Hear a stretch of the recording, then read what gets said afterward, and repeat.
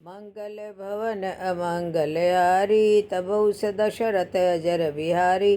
बोलो बजरंगबली की जय हो। देखो, आज का प्रसंग है, कहते हैं कि दान देने से पहले ज़रा सोचना चाहिए। दान करना हमारे समाज की अति शुभ माना गया है, लेकिन कई बार यह दान दुख का कारण भी बन जाता है। हमारे आसपास ऐसे कई व्यक्ति हैं जो कि ज़्यादा दान ज़्यादा धर्म में लीन रहते हैं, फिर भी कष्ट उनका व उनके परिवार का पीछा नहीं छोड़ता। तब हम अपने को सांत्वना स्वरूप यह कहकर संतोष करते हैं कि भगवान शायद हमारी परीक्षा ले रहा है। अरे भाई, भगवान कोई तुम्हारी परीक्षा नहीं ले रहा, बल्कि वो तो तुम्हारे ही कर्मों का फल तुम्हें दे रहा है। बहुत दान धर्म करने के बाद भी सुख नहीं मिलता, क्योंकि तुम्हारे हृदय का तुम्हारे द्वारा दिया दान ही दुख का कारण बन जाता है। एक समय की बात है, एक बार एक गरीब आदमी एक सेठ के पास जाता है और भोजन के लिए सहायता मांगता है। सेठ बहुत धर्मात्मा होता है, वो उसे पैसे देता है। पैसे लेकर वह व्यक्ति भोजन करता है और उसके पास कुछ पैसे बचते हैं, जिससे वो शराब पी लेता है। शराब पीकर घर जाता है और अपनी पत्नी को मारता है। पत्नी दुखी होकर अपने 2 बच्चों के साथ तालाब में कूदकर आत्महत्या कर लेती है। कुछ समय बाद उस सेठ की भी असाध्य रोग से मृत्यु हो जाती है। मरने के बाद सेठ जब ऊपर जाता है, तब यमराज बोलते हैं कि इसको नरक में फेंक दो। सेठ यह सुनकर यमराज से कहता है कि आपसे गलती हुई है, मैंने तो कभी कोई पाप भी नहीं किया है, बल्कि जब भी कोई मेरे पास आया मैंने उसकी हमेशा मदद की है, इसलिए मुझे एक बार भगवान से मिला दो। तब यमराज उसे बोलते हैं कि हमारे यहाँ तो गलती की कोई संभावना नहीं है, गलतियाँ तो तुम लोग ही करते हो।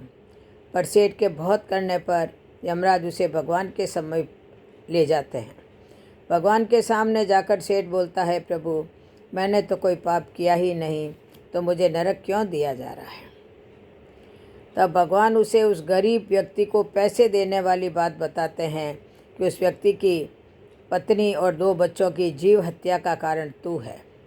तू उसे पैसे न देता तो वो शराब पीकर अपनी पत्नी को दुख नहीं देता। सेठ बोलता है, प्रभु मैंने तो एक गरीब को दान दिया है और शास्त्रों में भी दान देने की बात लिखी है। तब भगवान ने कहा कि दान देने से पहले पात्र की योग्यता को परखनी चाहिए कि वो दान लेने के योग्य है या नहीं, या उसे फिर किस प्रकार के दान की ज़रूरत है। तुमने धन देकर उसकी मदद क्यों की? तुम उसको भोजन भी करा सकते थे। और रही बात उसकी दरिद्रता की, तो उसे देना होता तो मैं भी दे देता। वो जिस योग्य था उतना मैंने उसे दिया। जब मैंने ही उसकी अयोग्यता के कारण उससे सब कुछ नहीं दिया, तो तुम्हें उसे क्या ज़रूरत थी धन देने की? तुम उसे भोजन भी करवा सकते थे, और तुम्हारे दिए हुए धन दान के कारण 3 जीव हत्याएं हुई है, और इन हत्याओं के पाप का फल तुम्हें भोगना पड़ेगा। कहने का मतलब यह है कि दान देना बुरी बात नहीं, लेकिन देने से पहले यह परख लें कि आप जो दान कर रहे हैं उसका उपयोग किसी पाप कर्म में तो नहीं हो रहा है।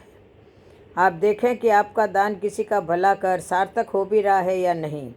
भले ही दान हेतु आपके भाव श्रेष्ठ हो हैं, लेकिन अगर आपके द्वारा दिए दान से कोई पाप कर्म फलित होता है, तो आपको उस दिए दान के पुण्य के साथ साथ उसके पाप के फल को भी भोगना होगा।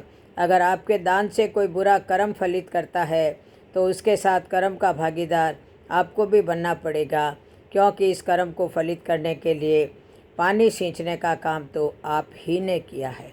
इसीलिए कहते हैं कि दान देना है तो पैसों का मत दो, रुपयों का मत दो, जो उसको जिस चीज़ की आवश्यकता हो वो लेके दे दो। बोलो जय श्री कृष्ण, जय जय श्री राधे।